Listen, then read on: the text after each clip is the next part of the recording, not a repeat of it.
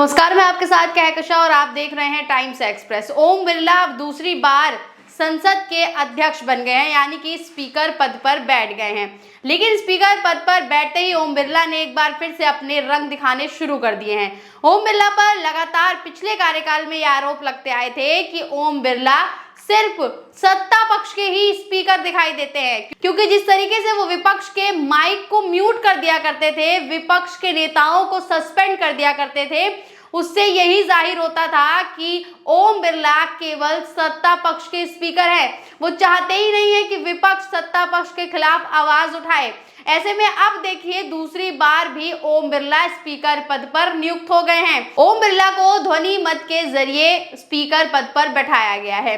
अब देख लीजिए, स्पीकर पद पर बैठने के बाद विपक्ष ने इसका विरोध तो नहीं किया, लेकिन ओम बिरला को ये जरूर बताया कि उन्हें इस बार ऐसा ना हो कि सिर्फ विपक्ष के लिए ही वो अंकुश लगाएं, बल्कि सत्ता पक्ष पर भी अंकुश रखें। जी हां, अखिलेश यादव ने संसद में भाषण देते हुए पहले तो ओम बिरला को स्पीकर चुने जाने पर बधाई दी और उसके बाद उन्होंने कहा कि अब वो इसकी जिम्मेदारी अच्छे से निभाएं और ऐसा ना हो कि वो किसी के इशारे पे चले, बल्कि अपने इशारे पर इस संसद को चलाएं और सिर्फ विपक्ष पे ही अंकुश नहीं, बल्कि सत्ता पक्ष पर भी अंकुश लगाएं। तो ये बयान जो है, ये भाषण जो है, ये अखिलेश यादव ने भरी संसद में ओम बिरला को कहा था।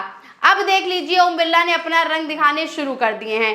पहले तो ओम बिरला ने क्या किया कि स्पीकर पद पर बैठने के बाद ओम बिरला ने 50वीं वर्षगांठ इमरजेंसी की जो कांग्रेस के दौरान हुई थी, उसकी याद दिला दी। जी हाँ, और इसको लेकर उन्होंने मौन व्रत भी धारण करवाया संसद में। अब आप यहीं से अंदाजा लगा लीजिए कि स्पीकर तो किसी एक पार्टी का नहीं होता है। स्पीकर अगर संसद में बैठा है तो वो सभी का है। जैसे प्रधानमंत्री होते हैं तो वो सभी के होते हैं, पूरे देश के होते हैं। ऐसे ही स्पीकर का भी पद होता है जो किसी एक की तरफ बायस नहीं हो सकते हैं। लेकिन ओम बिरला की तो ये पुरानी आदत है। ओम बिरला पहले भी विपक्ष की ओर बायस्ड होते थे और अब फिर से वो इसी तरीके की हरकतें कर रहे हैं। अब आपको हम खबर दिखाते हैं जिसमें उन्होंने मौन व्रत जो है वो रखवाया था।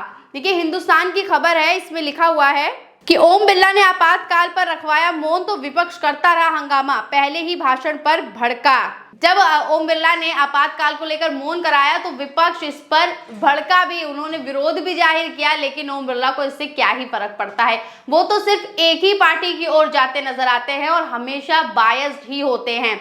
आगे देखिए खबर में क्या है कि ओम बिरला एक बार फिर लोकसभा अध्यक्ष बन गए हैं। पद संभालते ही उन्होंने साल 1975 के आपातकाल का जिक्र कर दिया। साथ ही उन्होंने कह दिया कि पूर्व प्रधानमंत्री इंदिरा गांधी के रवैये को भी लोकतंत्र विरोधी करार दे दिया। बुधवार को विपक्ष भड़क गया और जमकर हंगामा किया। विपक्ष की नारेबाजी के बीच सदन को स्थगित कर दिया गया। अब देखिए, संसद में रखा गया था मौन। बुधवार को संसद में मौन रखा गया। बिरला ने कहा कि इमरजेंसी ने भारत के कितने ही नागरिकों का जीवन तबाह कर दिया था, कितने ही लोगों की मृत्यु हो गई थी। इमरजेंसी को उस काले कालखंड में कांग्रेस की तानाशाह सरकार के हाथों अपनी जान गंवाने वाले भारत के ऐसे कर्तव्यनिष्ठ और देश से प्रेम करने वाले नागरिकों की स्मृति में हम 2 मिनट का मौन रखते हैं। इसके बाद सत्ता पक्ष के सदस्यों ने कुछ देर मौन रखा। हालांकि इस दौरान विपक्षी सदस्यों ने नारेबाजी और टोका-टाकी जारी रखी। तो यहाँ देख लीजिए, इन्होंने कांग्रेस की तरफ जो है हमला बोला एक तरीके से आपातकाल को याद करते हुए।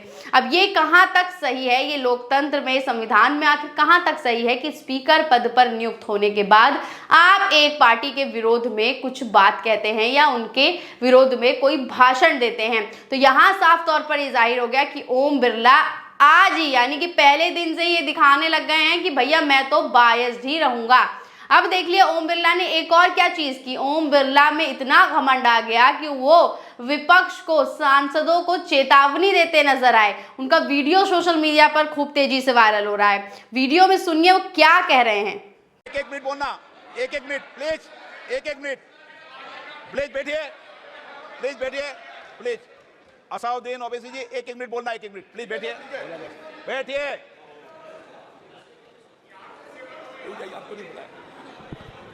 माननीय सदस्यगण, जब स्पीकर सीट से खड़ा हो जाता है तो मैं माननीय सदस्यों को अवगत कराना चाहता हूं, वो बैठ जाया करें।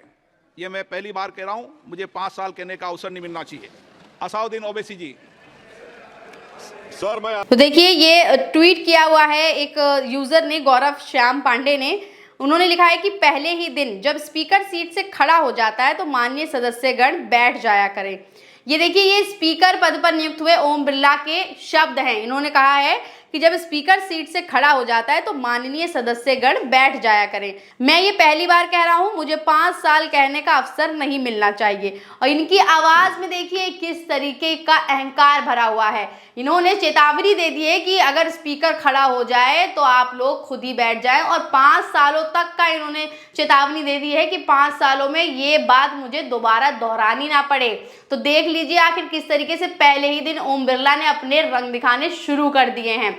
आगे और ट्वीट देखिए कि जो लोग ये सवाल कर रहे थे कि आखिर ओम बिरला को ही भारतीय जनता पार्टी और एनडीए ने उम्मीदवार क्यों बनाया बीजेपी का, उसका जवाब भी मिल गया है। इस बात को ट्वीट करते हुए अजीत अंजुम ने देखिए क्या लिखा है। देखिए अजीत अंजुम ने ये वीडियो शेयर किया और लिखा है, आप इसे चेतावनी समझो या धमकी। तो एक तरीके से देख लीजिए ये धमकी दे रहे हैं या चेतावनी दे रहे हैं, ये तो आप लोग खुद समझिएगा। अब देख लीजिए एक यूजर है अंशुल सिंह करके, उन्होंने लिखा है कि जो लोग पूछ रहे थे कि ओम बिरला को दोबारा स्पीकर क्यों चुना गया, उनके लिए जवाब आते ही विपक्षी सांसदों को चुप कराने लगे। तो पहले भी विपक्षी सांसदों को ओम बिरला चुप कराते थे और अब दूसरे कार्यकाल में अपने उन्होंने ये कह दिया है कि भैया अगर मैं खड़ा हो जाऊं तो आप लोग चुप हो जाएं, नीचे बैठ जाएं, वरना तो आप लोगों को पता ही है कि माइक तो म्यूट हो ही सकते हैं। तो यहाँ ओम बिरला देख लीजिए किस तरीके से अपनी रंगदारी दिखा रहे हैं, किस तरीके से अपना घमंड दिखा रहे हैं। तो अभी तो सिर्फ ये शुरुआत है, पहला ही दिन है संसद सत्र का, और इसमें ही देख लीजिए जो ओम बिरला हैं उन्होंने किस तरीके से धमकाया है या चेतावनी दी है सांसदों को। तो यहाँ से ही आप अंदाजा लगा सकते हैं कि आने वाले समय में धीरे धीरे आखिर ओम बिरला क्या कुछ करते हैं। विपक्ष इस बार बहुत मजबूत है और इसी मजबूती के चलते अखिलेश यादव, राहुल गांधी, पप्पू यादव, ये सभी जो बड़े सांसद, बड़े नेता हैं, ये पुरजोर तरीके से विरोध कर रहे हैं सत्ता पक्ष के खिलाफ। क्योंकि आपने देखा होगा कि किस तरीके से पप्पू यादव टी शर्ट पहन के आए थे जिसमें लिखा हुआ था री नीट। शपथ के दौरान उनकी टी शर्ट पर सबकी निगाहें गईं और खूब चर्चा का विषय भी बना। इसके अलावा देख लीजिए कि संविधान की कॉपी लेकर भी सभी जो विपक्ष के नेता हैं, सांसद हैं, वो पहुंचे थे। तो विपक्ष पूरी तरीके से तैयार है सरकार का घेराव करने के लिए, लेकिन ओम बिरला ऐसा करने देते हैं या नहीं, ये देखने वाली बात होगी। बने रहिए टाइम्स एक्सप्रेस के साथ। धन्यवाद।